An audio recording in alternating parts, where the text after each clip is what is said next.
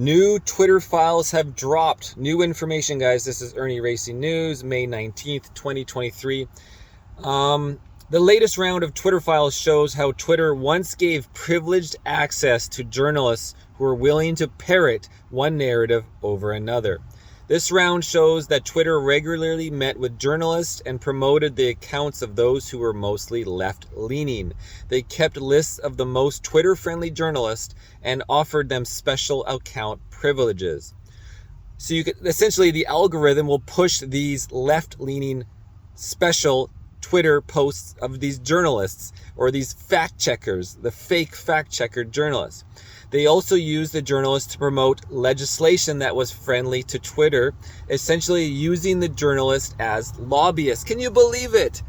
They push algorithm on select journalists who pushed left-wing propaganda, push the algorithm through to everybody on Twitter, and use them as essentially a free lobbyist tool to promote what Twitter wants and in legislation, future legislation, and control measures.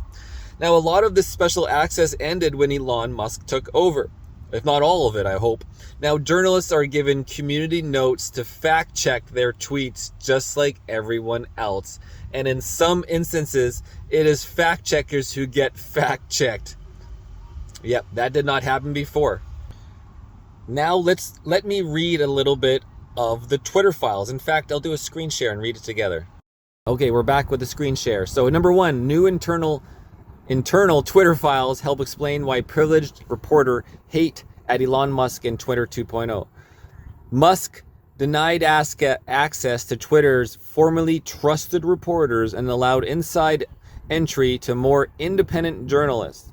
Number two, during my trip to Twitter's headquarters in San Francisco, I uncovered several documents that explain why reporters now hate Twitter 2.0.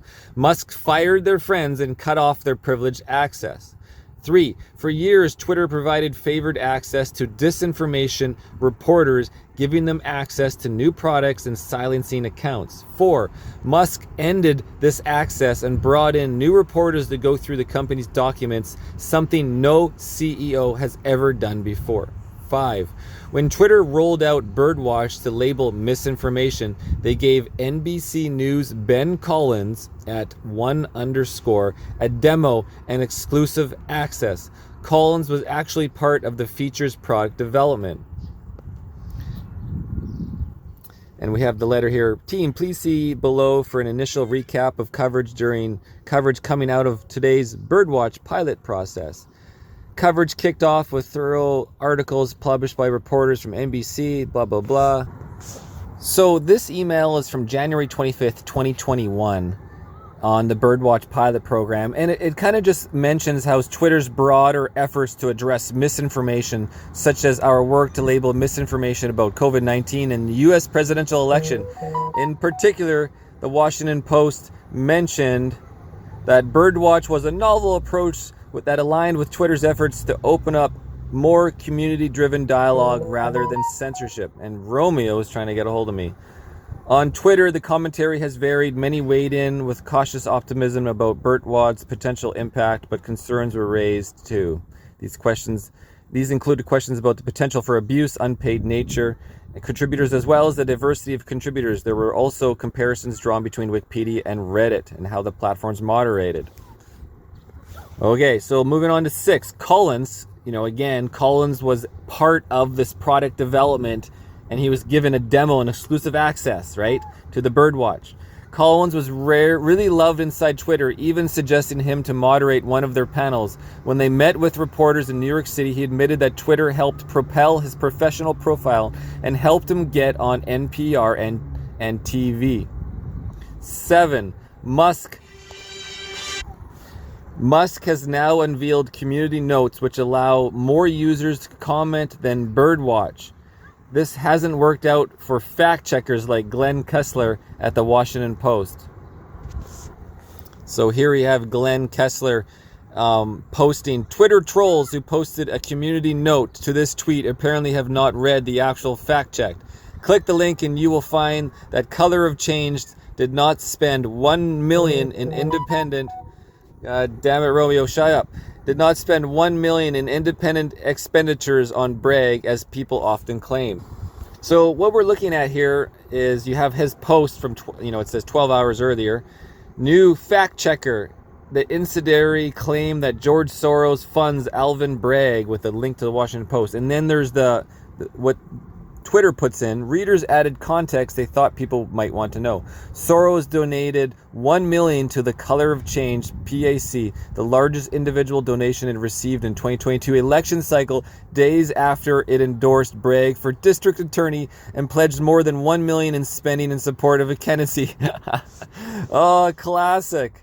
The original community notes does not say that the Color of Change PAC spent the $1 million it originally pledged. Soros donated $1 million to the PAC days after it endorsed Bragg and pledged more than $1 million in spending support. So they supported after they spent the $1 million, after he donated, and after he endorsed Bragg. Hilarious.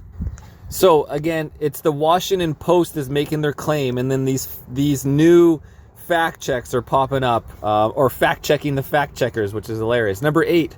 Reporters apparently also helped Twitter by flipping them bills under consideration.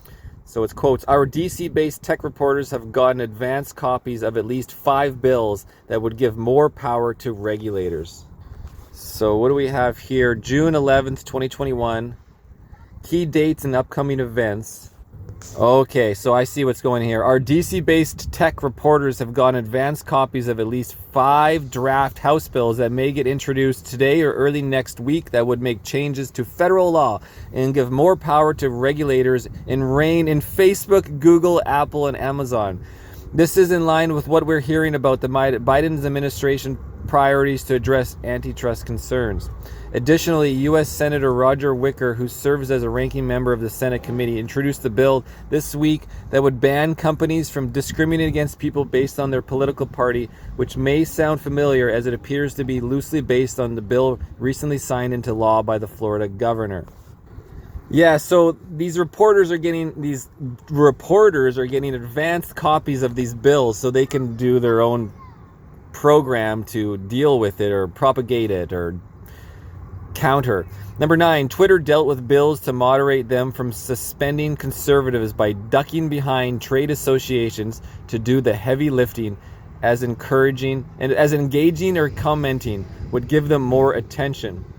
10, Twitter met with New York City reporters to solidify key relations, encourage intel sharing, reinforce comms network of trusted reporters. We got to move through this, guys. This is a lot of information. 11, one trusted reporter was McKenna Kelly of Vox. She'll be reporting out of a deep red state. Will disinformation resonate? This implies Twitter and McKenna knew that disinformation paradigm doesn't translate outside liberal talking circles. 12, Kelly showed no interest in Democratic Party misinformation. Looking into Republican Party hype house on TikTok tied to Turning Point USA. 13, CNN glad hander Brian Shelter willing to come to San Francisco, wherever you meet one-on-one with spokesperson, even for introductory conversations. CNN's Oliver Darcy would love to hear pitches from us. And here you have Oliver Darcy from CNN, Donnie O'Sullivan from CNN, Emily Glazer, WSJ, Lauren Feiner, CNBC. Again, they're working with all these leftists to help and work together. Number 14, CNN also asked if Twitter could create a read-only mode to protect the reporters from harassment. Oh my God.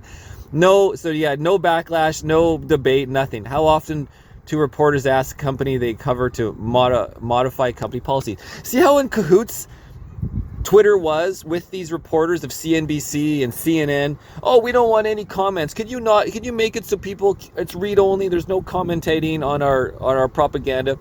Number 15, CNN's Donnie O'Sullivan always interested in account enforcement such as Rep. Major Taylor Greene.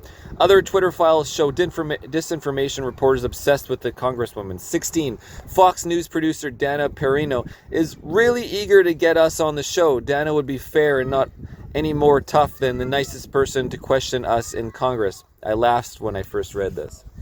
What do we have here? More of the Ben Collins, Alex Fox News.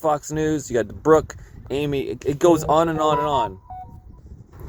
17, Fox News tech reporter Brooke Singman. I think we have a good opportunity to influence this coverage and potentially the reputations of Congress newcomers.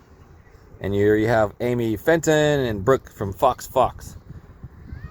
Many thanks to Texas Lindsay for helping collect and organize these Twitter files. Read and read until our eyes bleed. 19, more here at Disinfocron. Twitter files. Internal company emails expose why privileged reporters likely hate Elon Musk and Twitter. And then Elon Musk comments, good thread. Wow. Okay, guys.